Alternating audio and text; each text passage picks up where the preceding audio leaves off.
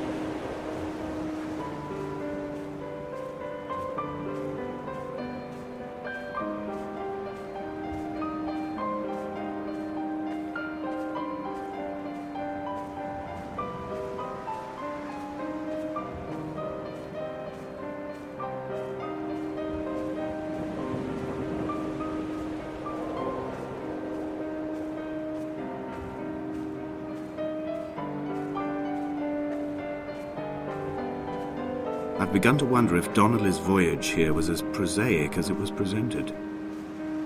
How disappointed not to have found the bones of the holy man. No wonder he hated the inhabitants so. To him they must have seemed like barnacles mindlessly clinging to a mercy seat. Why cling so hard to the rock? Because it is the only thing that stops us from sliding into the ocean, into oblivion.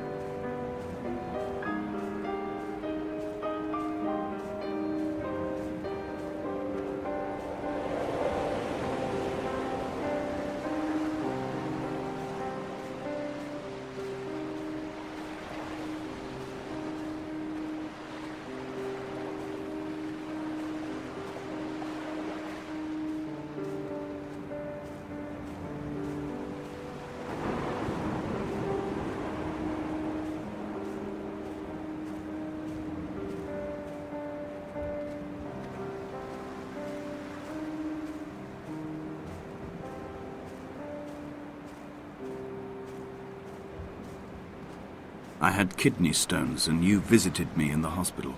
After the operation, when I was still half submerged in anesthetic, your outline and your speech both blurred. Now my stones have grown into an island and made their escape, and you have been rendered opaque by the car of a drunk.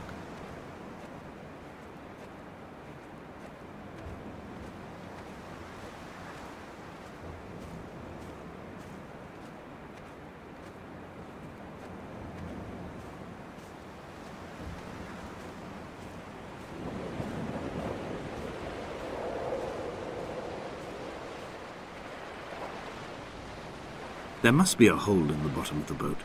How else could new hermits have arrived?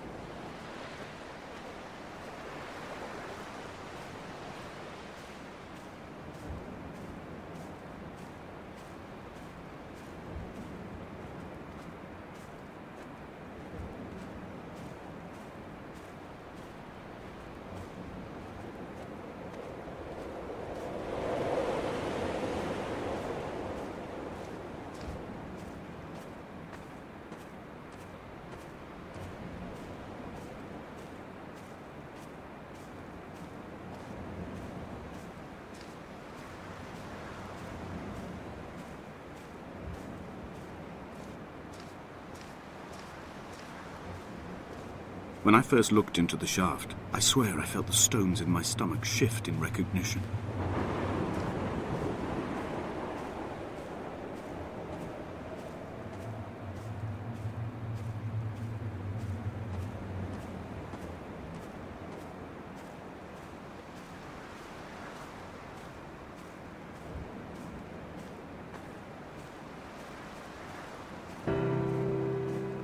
I've begun my ascent on the windless slope of the western side.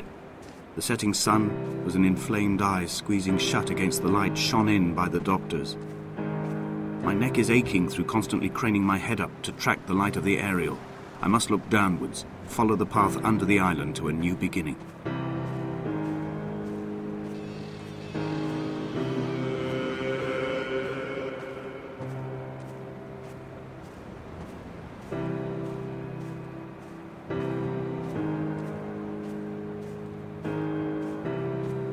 The bothy was constructed originally in the early 1700s.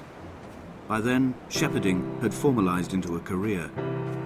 The first habitual shepherd was a man called Jacobsen, from a lineage of migratory Scandinavians. He was not considered a man of breeding by the mainlanders.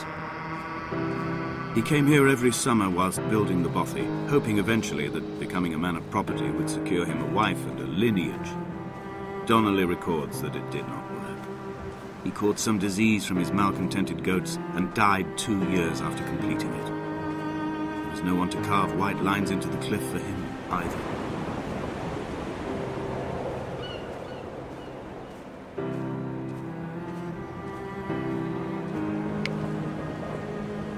Inventory. A trestle table we spread wallpaper on in our first home. A folding chair. I laughed at you for bringing camping in the lakes. I was uncomfortable later and you laughed then. This diary, the bed with the broken springs. Once asleep you have to remember not to dream. A change of clothes, Donnelly's book, stolen from Edinburgh Library on the way here. I will burn them all on the last morning and make an aerial of my own.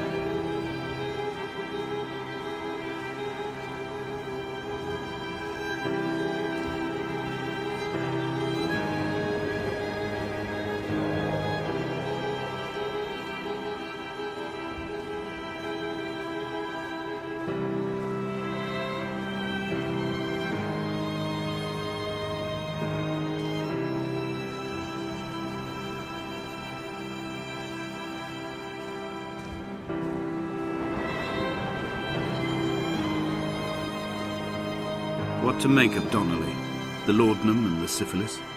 It is clearly not how he began, but I've been unable to discover if the former was a result of his visiting the island or the force that drove him here.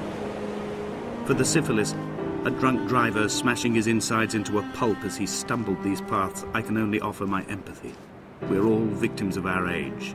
My disease is the internal combustion engine and the cheap fermentation of yeast.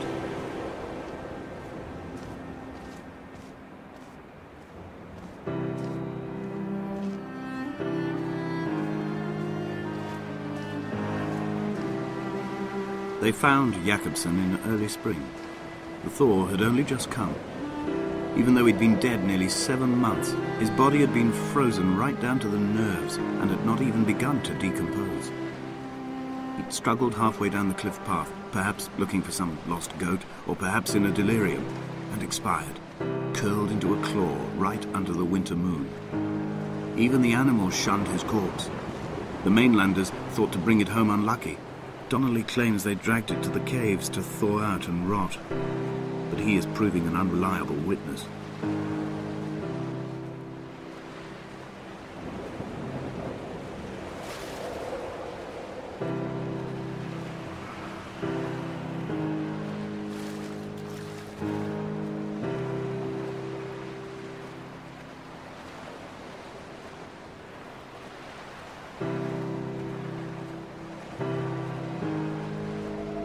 Climbing down to the caves, I slipped and fell and have injured my leg. I think the femur is broken. It is clearly infected. The skin has turned a bright, tight pink, and the pain is crashing in on waves, winter tides against my shoreline, drowning out the ache of my stones.